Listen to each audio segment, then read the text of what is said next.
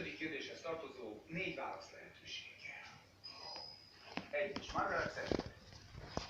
2. Winston Churchill. 3. Franklin D. Roosevelt. 4. Charles de Gaulle.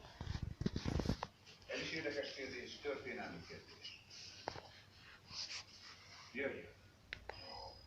Melyik politikus használta először a vasfüggöny kifejezést? Órai.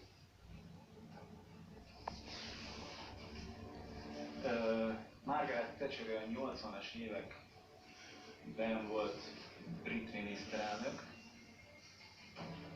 Őt egy kicsit későnek érzem, addigra már ha jól tudom, 61-ben húzták fel a vasfüggönyt. Roosevelt addigra már meghalt. Ő 45-ben meghalt, ő biztos, hogy nem használta. Charles de Gaulle szintén a második világháborúnak egy kiemelkedő alakja. Francia miniszterelnök is volt, és Winston Churchill, hát ugye végigháborúzta az egész második világháború, a 20. század